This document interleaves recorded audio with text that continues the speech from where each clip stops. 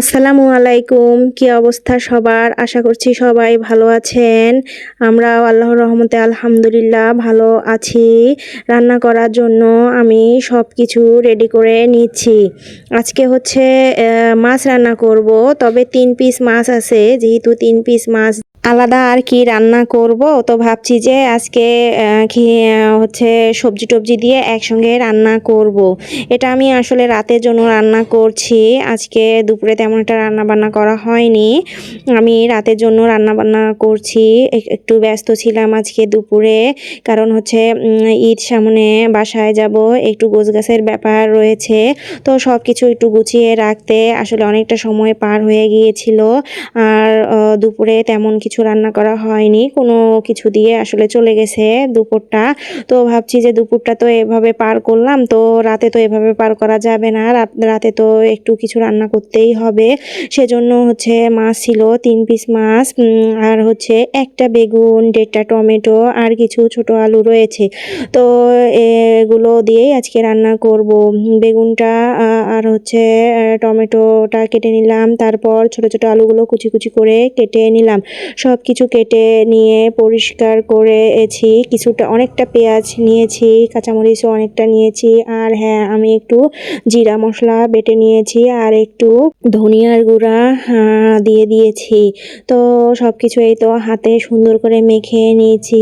হাত দিয়ে সুন্দর করে মেখে নিলে খেতে ভালো হয়। আসলে সব কিছুই খেতে ভালো লাগে যদি মন দিয়ে রান্না করা যায়। মন দিয়ে রান্না করলে আসলে ফেলানি জিনিসও কিন্তু অনেক মজা হয়। আজকে খুব সুন্দর করে আসলে মন দিয়ে রান্না করতেছি, যাতে এতটুকু তরকারি দিয়ে খুব সুন্দর করে তৃপ্তি সহকারে ভাত খাওয়া যায়। তো তাই হয়েছে, আমি যেভাবে আসলে রান্না করতে চেয়েছিলাম ঠিক সেরকমই রান্নাটা হয়েছে। অনেক সুন্দর হয়েছে। ভাজিটা একটু পোড়া পোড়া করে করেছি, আসলে অনেক মজা হয়েছিল। খুব সুন্দরও লেগেছে। আব্দুল্লার বাবা বলেছে যে ভালো হয়েছে তরকারিটা। আসলে যদি তরকারি রান্না করার পর কেউ খেয়ে যদি প্রশংসা করে, বলে যে ভালো হয়েছে, অনেক ভালো লাগে। যদি বলে যে ভালো হয়নি, তাহলে মনটা খারাপ হয়ে যায়। কারণ হচ্ছে এত কষ্ট করে, এত যত্ন করে, এত সময় নিয়ে রান্না করি, কিন্তু যদি বলে যে ভালো হয়নি, তাহলে কার না খারাপ লাগে? সবারই খারাপ লাগে।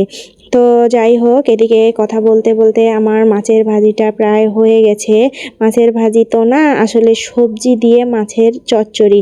তো সবজি দিয়ে মাছের চচ্চড়িটা কিন্তু খেতে মজাই হয়েছিল। নিচটা একটু পোড়া পোড়া করে করেছি, তো খেতে অনেক মজা লাগতেছিল। আর টমেটো দিয়েছি, একটু টক টক লাগতেছিল। আসলে টমেটো তো এখন ভালো লাগে না, হচ্ছে শীতের সময় টমেটোটা আমার কাছে বেশি ভালো লাগে। যেহেতু নিয়ে এসেছে, তো হচ্ছে নষ্ট হয়ে গেছে অবশ্য। 1.5টা টমেটো ছিল, কিন্তু নষ্ট হয়ে গেছে। আমি কিছুটা ফেলাই দিয়েছি, সামান্য কিছু একটু নিয়েছি যাতে রান্নাটা ভালো হয়। তো আজকে এ পর্যন্ত। সবাই ভালো থাকবেন, সুস্থ থাকবেন। আল্লাহ হাফেজ।